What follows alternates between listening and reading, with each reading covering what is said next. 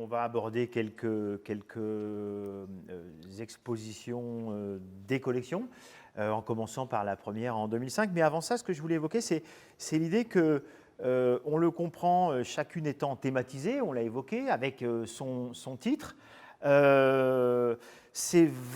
a vraiment une volonté de raconter à chaque fois une histoire qui commence par un concept auquel on va mettre des mots, on va l'associer avec des œuvres, on va faire dialoguer les œuvres. Ça commence toujours par la volonté finalement de raconter une histoire. Oui, mais ça part des œuvres. Ça part pas de mots, ça part pas d'un concept, pardon de vous contredire, ça part des œuvres. Et c'est parce que les œuvres arrivent à nous et qu'il y a des formes d'évidence que les mots arrivent. Voilà.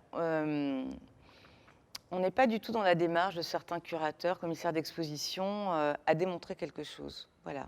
Vraiment, je tiens à le dire. Bien sûr qu'on va mettre des mots, bien sûr qu'on va articuler les choses, bien sûr qu'on va demander à des auteurs d'écrire en fonction de ces concepts qui arrivent. Oui, mais ça part des œuvres. Vraiment, ça, moi, je tiens à le dire parce que je ne sais pas travailler autrement.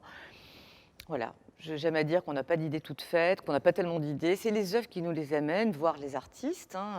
Voilà, donc c'est à partir des œuvres. Alors peut-être que le premier accrochage n'était peut-être pas le plus exemplaire au moment d'ouverture, parce qu'il y avait aussi voilà, une dimension, il fallait montrer certaines œuvres, il fallait faire une sorte de manifeste aussi de ce qu'était la collection. Donc elle était peut-être un peu moins thématisée que par la suite.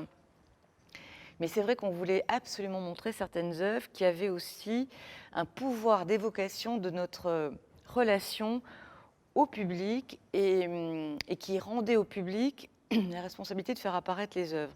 Je pense à quelques œuvres, par exemple comme l'œuvre de Felice Varini qui était installée dans le vestibule du musée longtemps, qui en est reparti, qui est revenu, qui était une anamorphose de 3 cercles. Et en fait, quand on arrive dans le musée, on voit des lignes. Et il appartient aux visiteurs de faire apparaître cette œuvre en trouvant le bon point de vue. Avec cette œuvre, on manifestait la puissance, la nécessité, le rôle du visiteur. C'est lui qui fait exister les œuvres par son regard. Même chose avec une œuvre de Jesus Gabriel Soto, qui est une œuvre que l'on a acquise il y a très longtemps maintenant, je pense au début des années 2000. Un pénétrable jaune qui est magnifique. Alors le fameux pénétrable jaune qui est devenu une œuvre très emblématique de la collection. Donc je la décris, c'est un grand quadrilatère qui mesure 14 mètres de long sur 5 mètres de large et qui est composé de kilomètres et de kilomètres, 16 je crois, de fils jaunes. Et en fait on doit rentrer dans cette œuvre. Et c'est une œuvre qui transforme. C'est une expérience. Alors c'est une œuvre que l'on voit de loin, mais c'est une œuvre que l'on voit de près. On rentre dans cette œuvre, on a les cheveux qui s'envolent, on s'amuse, on la touche, elle fait du bruit, on voit le monde autrement, le monde tout d'un coup est tout ensoleillé. Et c'est une œuvre pour nous très importante parce que donc on l'avait montrée à l'ouverture du musée et toutes les écoles de Vitry ont travaillé autour de cette œuvre. Et je le sais bien parce que mes fils qui sont devenus grands depuis étaient en maternelle à l'époque et donc c'était les spaghettis. Cette œuvre a été rebaptisée, réintitulée, appropriée par tous les enfants de Vitry et certainement d'ailleurs aussi les spaghettis. Et donc c'est une œuvre qu'on remontre aussi parce qu'elle symbolise le temps qui passe, la relation aussi que les petits ont réalisée avec le musée. Ils ont tous grandi. Et quand on a fêté les 10 ans du musée, les petits de l'époque étaient devenus des adolescents. C'était très beau de voir aussi ces jeunes gens revenir au musée, retrouver certaines œuvres, retrouver, je l'intitulerai Le Pénétrable. J'ose pas l'intituler vraiment les spaghettis, mais voilà, c'est beau aussi de se dire qu'il y a ce glissement, qu'il y a cette appropriation, qu'il y a quelque chose de très familier et que une partie du public est heureuse de venir retrouver certaines œuvres. Voilà, et qu'il y a quelque chose qui se crée.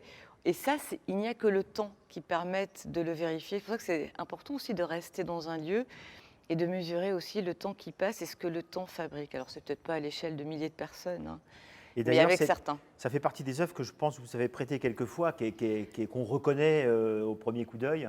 ici et dans plusieurs endroits Tout à fait. de par le monde. Alors là, c'était l'inauguration, donc elle est particulière, il n'y en a qu'une, hein, mais après, il y a toujours des titres. Alors j'en ai noté quelques-uns sur lesquels je vous propose de revenir. Je me suis fait plaisir aussi à moi en mettant des pièces que j'aimais bien.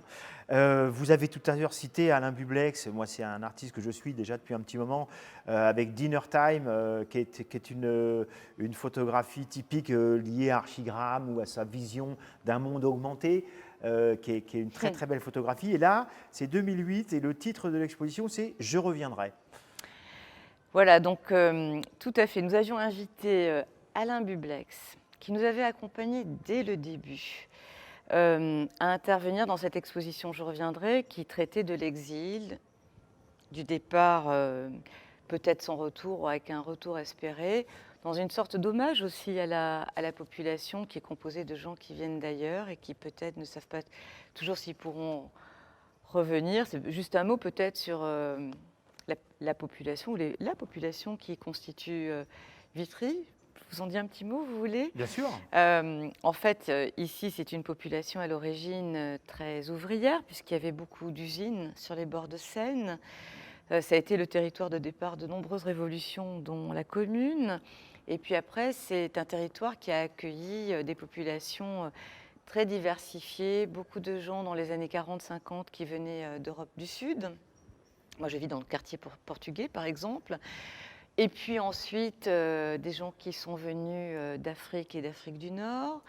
Et puis beaucoup de gens qui sont venus du Vietnam aussi, de Boat People, beaucoup de gens d'origine asiatique aujourd'hui. Donc tout ça, ça crée un territoire voilà, très, très particulier, avec des origines différentes, et tout le monde est là.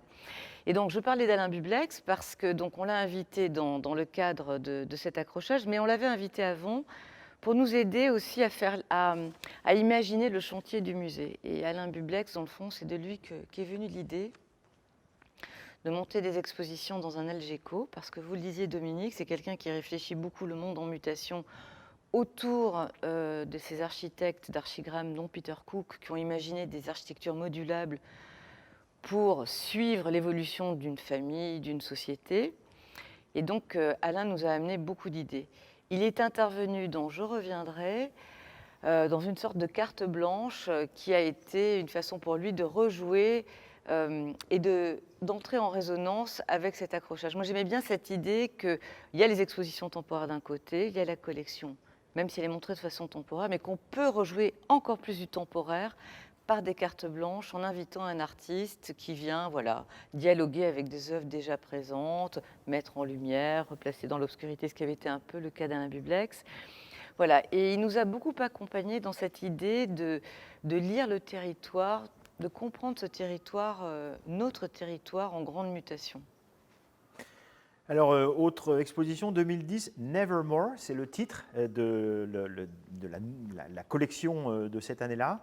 Et là, j'ai noté une pièce avec laquelle je m'étais amusé, comme je pense beaucoup de gens. Je l'avais expérimenté, de Shilpa Gupta. À ce moment-là, d'ailleurs, dans les années 2000, qu'on a vu émerger avec quelques pièces, notamment il y avait un nuage de micro qu'on avait vu au laboratoire, à peu près à la même période, je crois. Et là, cette pièce-là, c'est Shadow 3. Qui est une pièce interactive, donc j'imagine qu'elle a été appropriée, détournée, on peut l'imaginer, souvent les œuvres dans lesquelles on se voit, on se les approprie. Certainement, donc ça me permet de parler des résidences, parce que Shilpa Gupta, elle est devenue une très très grande artiste indienne, et je crois que c'était en 2007, elle a réalisé sa première résidence ici, et elle était pour nous aussi la première résidente. Donc elle incarnait cet accueil sur notre territoire d'artistes venus de très très loin, puisqu'elle est originaire de Mumbai, de Bombay, et elle a créé cette œuvre interactive que l'on a montrée à plusieurs reprises et que l'on va remontrer à partir du mois de décembre dans la nouvelle exposition de la collection. Et vous le disiez, c'est une œuvre interactive où, dans le fond, on entre dans un espace et on se voit projeter, on voit son ombre de nous, visiteurs, projetés sur l'écran. Donc on se voit, on joue entre ombres différentes, il se passe quelque chose entre les visiteurs et tout d'un coup, on se trouve attaqué, recouvert par des objets venus d'ailleurs. Et donc on peut jouer avec les objets et puis tout d'un coup, on disparaît sous cet amoncellement. Donc c'est une œuvre évidemment qui raconte beaucoup de choses, la relation du public la relation du public avec les autres gens, mais aussi avec le monde extérieur, et puis finalement comment on se trouve recouvert par le temps, par les objets, par les souvenirs peut-être. Et c'était un peu le cas dans cet accrochage de la collection qui était sur la question du souvenir et de la mélancolie, Nevermore. Alors, vous faites aussi les sorties d'école, trait d'humour pour évoquer Hicham Barada, dont vous avez fait une acquisition assez tôt, je pense. Ah Il oui. était à peine sorti du Frénois. Oui. Pour une exposition avec un titre intéressant, y compris par rapport à la collection, où on peut imaginer qu'il y a aussi beaucoup de peintures. Il y a une des expositions, je me rappelle, c'était Monory. Je pense qu'il doit y avoir pas mal de Monory au sous-sol. Donc avec un titre avec et sans peinture, qui était une des questions de l'art contemporain qui réémerge régulièrement. Hein, c'est une pièce de Berada qu'on a vue, je pense, à plusieurs reprises. Ces présages où il fait se développer des paysages avec des formes de chimie, pour ne pas dire d'alchimie. Tout à fait. Alors, c'était vraiment ça. Comment fait-on peinture avec ou sans peinture? Voilà. Et vous me faites remonter très très loin en arrière. Mais c'était aussi comment on fait peinture avec du vivant, avec des réactions chimiques, avec des choses que l'on contrôle ou ne contrôle pas. Mais de toute façon, la peinture, c'est bien ça aussi, hein. Ce sont des réactions, c'est de l'alchimie, c'est de la polymérisation des matériaux. Enfin voilà, il est question de ça aussi, même en peinture traditionnelle. Et Hicham Berada est vraiment un merveilleux artiste. C'est un jeune artiste toujours qui vient du Maroc, qui vient d'une famille de scientifiques. Voilà, et il a développé quelque chose de très particulier, c'est de créer ces réactions chimiques avec des matériaux qu'il envoie dans une sorte de bécher et il filme les réactions qui s'opèrent. Alors il contrôle certaines choses, mais il est lui-même surpris. Il crée aussi des performance où il assiste lui-même à ce qu'il est en train de mettre en œuvre. Donc c'est un art très particulier, très délicat, très cultivé, parce qu'il est question de dessiner avec des réactions chimiques des paysages picturaux. Voilà, donc il est pour nous à la croisée de tous les chemins. Je suis heureuse que vous fassiez référence à lui parce que c'est un artiste qu'on aime beaucoup et en plus voilà, c'est aussi quelqu'un qui incarne dans notre scène artistique quelque chose dont on est très très fiers, l'accueil des artistes qui viennent d'ailleurs. Et puis pour passer de l'émergence aux artistes dont on a davantage l'habitude dans le paysage de l'art contemporain en France, je pense à Tania Moreau qui nous amène de l'autre côté pour une exposition temporaire, moi qui m'avait beaucoup marqué avec une vidéo gigantesque qui s'appelait Ad Nauseum, où il s'agissait un peu d'une sorte de... qui pouvait renvoyer aussi à Truffaut, avec où on brûlait, où on détruit les livres. Oui, bien sûr. Quelque chose qui prenait à la fois un peu le corps et qui prenait quasiment toute la largeur en projection, qui était gigantesque, quoi. Oui, alors les expositions temporaires permettent ça, soit le grand espace d'exposition temporaire permettent à Franck Lamy et Julien Blancpied soit de réunir des œuvres de façon thématique, avec une muséographie, un sujet particulier, soit d'offrir l'espace à un artiste qui peut alors l'investir de façon un peu rétrospective, comme Jacques Monory que vous citiez tout à l'heure, soit de l'investir pour un projet singulier, ce qui a été le choix de Tania Moreau. Voilà, elle n'a pas voulu une exposition rétrospective, pourtant elle avait l'ampleur du travail et de l'œuvre qui l'aurait permis. Elle a voulu créer une œuvre complètement nouvelle, environnementale, qui permettait de créer un espace dans lequel les visiteurs pouvaient vivre vraiment une expérience. Donc c'est une immense vidéo qui prenait tout l'espace des 1400 mètres carrés de ce lieu et qui illustrait, qui faisait vivre une expérience, qui faisait vivre des sensations, qui ramenait à des images de l'histoire et des archives tout à fait terrifiantes, des autodafés nazis, qui rappellent bien sûr le film Fahrenheit de Truffaut. C'était voilà, la culture, le savoir, à travers des monceaux de livres déchiquetés, abîmés, relégués, disparus. Voilà. Donc c'était une installation qui permettait voilà, de se poser beaucoup de questions. C'était sur le plan esthétique d'une immense beauté, mais c'était vraiment quelque chose qui proposait aux visiteurs une expérience. C'était physique, philosophique, et c'était, comme le titre l'indique, ad nauseam, quelque chose qui, vraiment qui bouleversait.